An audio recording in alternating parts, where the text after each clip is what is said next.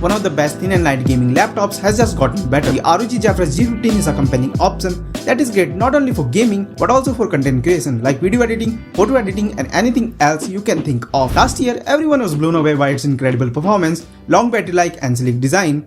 But what I have learned in life that calling something perfect is just a matter of arrogance. So let's see how far it is from being perfect. The unit I'm reviewing here has Ryzen 7 6800HS 8-core 16-thread CPU, an Nvidia RTX 3060 with a TGP of 120W, 16 gigs of DDR5 RAM and a 15.6-inch 1440p 165Hz display. And you can find this one as well as the other configs and the prices with the link in the video description. Now this year the Zephyrus comes with mux switch, which means you'd be able to disable the integrated graphics to get the maximum RTX juice in your games but at the cost of worse battery life. Now in this video first we will cover design and build quality, then we will talk about the port selections, next will be the display, then CPU performance, gaming performance, and at the last of the video I will say my final thoughts on what I think about this device. Now once again we are greeted by clean and minimal design that blends the sleek form of a thin and light notebook with some shiny gaming elements typical for gaming laptop. This includes the dot matrix design on the lid which produces reflections of different colors. Furthermore, its lid not only open with a single hand but also lift the back of the notebook to provide more headroom for cool air. This year, this section of the Zephyrus have some improvements. It finally got the webcam, which is also paired with the IR face scanner to say hi to Windows Hello. Let's take a look at the keyboard. It is surrounded by two grills that house 2-watt speakers. On the top is a power button that also serves as a fingerprint scanner. To its left are some media control keys and an Armory Crate shortcut. The keyboard itself has a really good 1.77mm key travel and clicky feedback. And I personally feel like this is the best keyboard you can get on a Windows laptop, as it is very comfortable for typing and not bad at all for gaming, with the exception of the small arrow keys.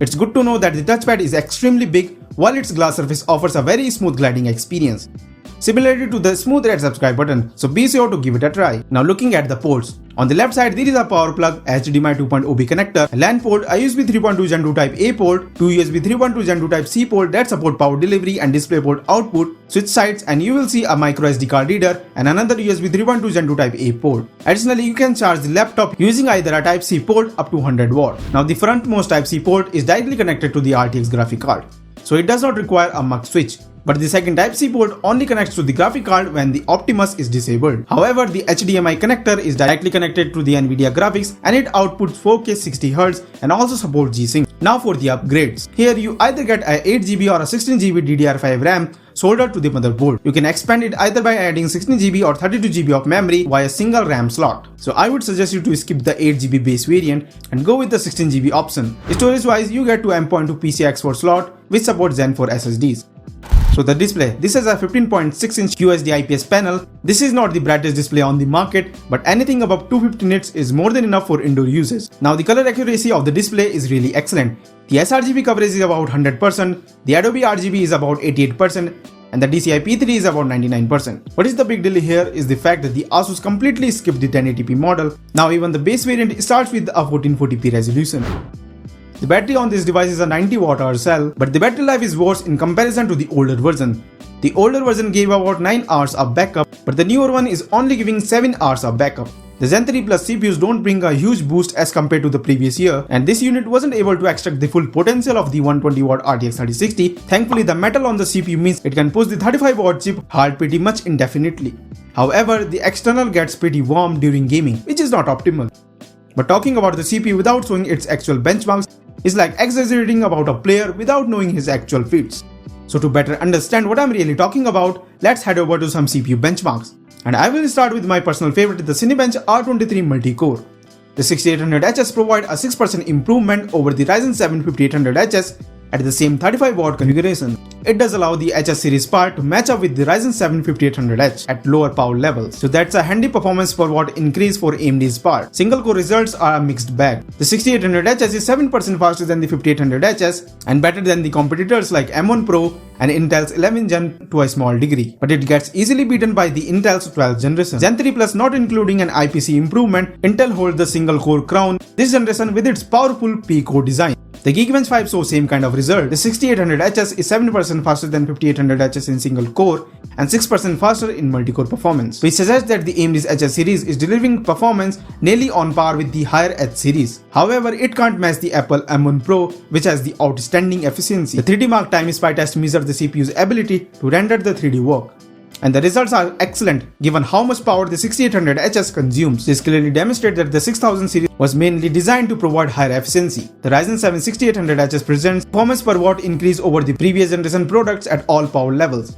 Now I will show you some GPU benchmarks to better understand its gaming performance. The RTX 3050 in 2022 G15 has a 20W higher TDP from 100W to 120W. I have compared the 120W 3060 against a 140W 3060 that is available on ASUS ROG A15. So I'm sure many of you will be interested in seeing how it performs. The average performance difference between the 120W and 140W RTX 3060 is about 20 FPS. With the exception of the Metro Exodus, where the difference is only about 5 FPS. Therefore 1920 by 1080p is a Goldilocks zone for this graphic card. I suppose 1440p will also work pretty well on high graphic settings. This device has a really special cooling system, which incorporates 3 heat pipes shared between the CPU and the GPU, as well as one more for each of them. A 6th heat pipe takes care of the VRMs and the graphic memory, while the 4 heat sinks and 2 fans help with the heat dissipation.